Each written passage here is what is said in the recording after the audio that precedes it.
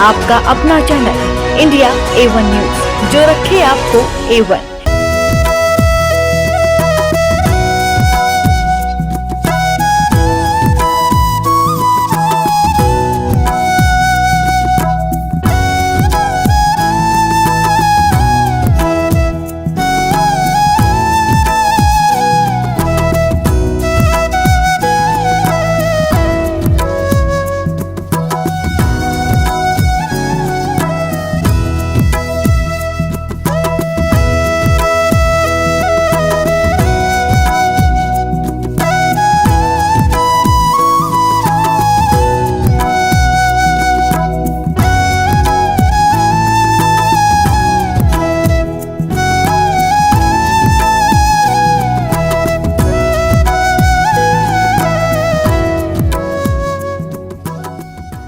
हमरो स्वाभिमान ने हरतालिका तीज के साथ मनाया भाईचारे का जश्न। विविधता के बीच एकता का जश्न मनाते हुए पतंजलि योगपीठ की सामाजिक शाखा हमरो स्वाभिमान ट्रस्ट ने नई दिल्ली की श्री फोर्ट ऑडिटोरियम में हरतालिका तीज का जश्न मनाया। हरतालिका तीज एक पावन उत्सव है। उत्तर भारत और नेपाल में खासतौर पर महिलाएं और लड़कियां इस त्योहार को जोश और उत्साह के साथ मनाती हैं।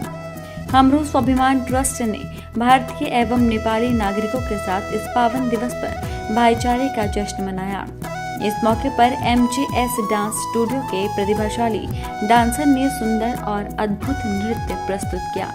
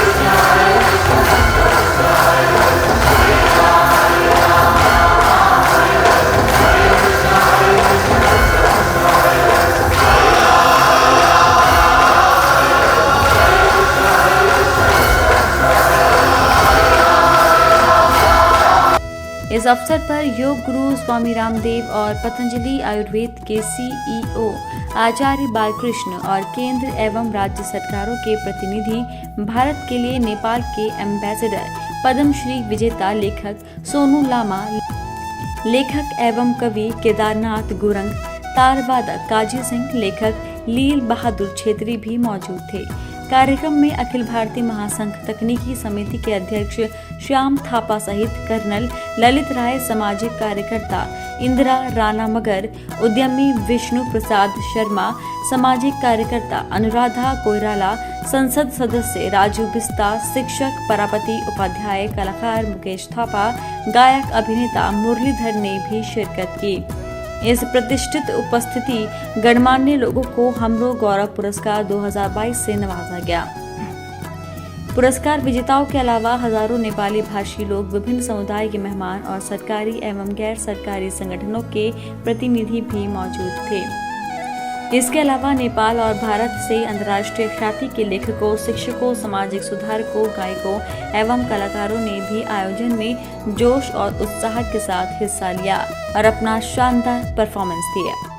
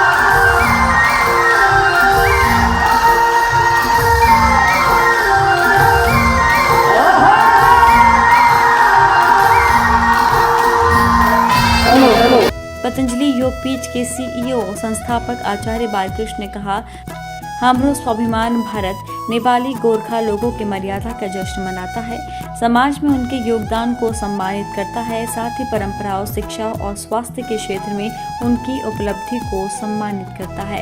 हमारा लक्ष्य विश्व स्तर पर संस्कृति और परंपराओं को बरकरार रखना और उन्हें बढ़ावा देना है। इस कार्यक्रम में गौरव सम्मान पुरस्कार समारोह का आयोजन भी हुआ, जिसमें विभिन्न क्षेत्रों के दिग्गज व्यक्तित्व को उनके उत्कृष्ट योगदान के लिए सम्मानित किया गया। योग गुरु बाबा रामदेव ने कहा, हमारी एकता, मर्यादा, अखंडता हमारे प्राथमिक लक्ष्य है और हमरो स्वाभिमान ट्रस्ट की स्थापना के पीछे यही हमारा उद्देश्य है। हरितालिका तीज प्रकृति और संस्कृति का एक ऐसा साझा उत्सव है जो नेपाल में और भारत में समान रूप से मनाया जाता है, जहां माँ बहन बेटियां उपवास करके अपने पतियों की लंबी उम्र के लिए कामना करती हैं। वहीं जैसे प्रकृति के अलग अलग रंग होते हैं, ऐसे ही वो अलग अलग प्रकार से नृत्य करते हुए अपनी सेहत को संवारते, अपने मन को प्रसन्नता देती हुई एक उत्सव मनाती हैं। और भारत में जो नेपाली भाषा भाषी भारतीय हैं, उनका ये सबसे बड़ा उत्सव है। दुर्भाग्य से सिक्किम को छोड़ करके बाकी प्रांतों में नेपाली भाषा को जो एक गौरव और नेपाली संस्कृति को जो गौरव मिलना चाहिए था, उससे हमारी जो नेपाली संस्कृति के प्रति एक जो श्रद्धा का, उत्कर्ष का भाव होना चाहिए, वो कहीं तिरोहित सा हो रहा था।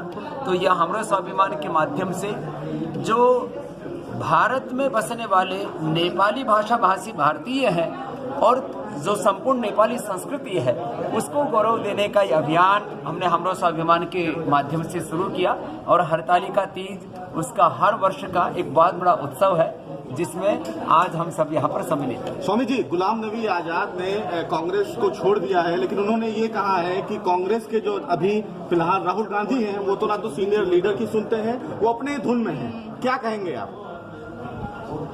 गुलाम नबी आज़ाद बहुत वर्षों के बाद आज़ाद हुए, उनकी आज़ादी के लिए उनको बहुत बहुत शुभकामनाएं। और जहाँ तक प्रश्न है बुजुर्गों की इज्जत का, घर हो, परिवार हो, संस्था हो, देश हो, बुजुर्गों का सम्मान होना ही चाहिए। और हमारे यहाँ तो कहा गया है, अभिवादनशीलस्य नित्यम वृद्धोपसेविना चत्वारि तस्य वर्धन्ते आयुर्विद्या यशो बलम। आयु, विद्या, यश और बल की प्राप्ति करनी और जीवन में सफलता पानी है तो अपने बड़े बुजुर्गों के आशीर्वाद से ही पाई जाती है।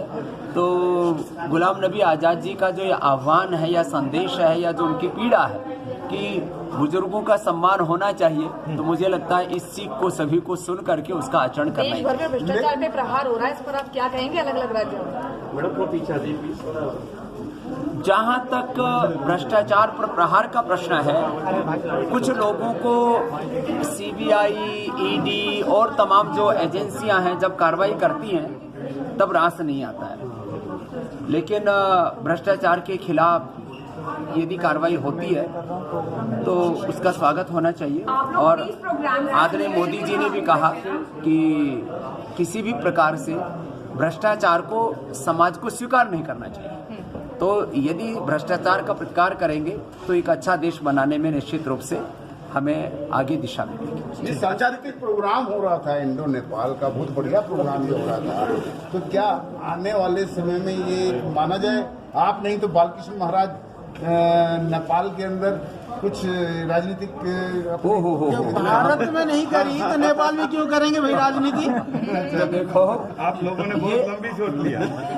देखो, ये हमरो स्वाभिमान एक सेतु है नेपाल और नेपाली संस्कृति और नेपाली भाषा और नेपाली जितने भी नेपाली संस्कृति के प्रतीक हैं, गोरखाली संस्कृति के जितने भी गौरव प्रतीक हैं, उनको सम्मान स्वाभिमान के साथ देखने का, उनको गौरव देने का, और नेपाल और नेपालियों के बीच में भी एक साझा संस्कृति का एक सेतु का काम हमरो स्वाभिमान कर रहा है। आपको हमारा हरतालिका तीज का खास कार्यक्रम जिसमें योग गुरु बाबा रामदेव शामिल हुए कैसा लगा, कमेंट बॉक्स में जरूर लिखें। देश विदेश, सांस्कृतिक और फिल्मी दुनिया के ताज़ा तरीन खबरों के लिए देखते रहिए इंडिया A1 न्यूज़, जो रखे आपको A1।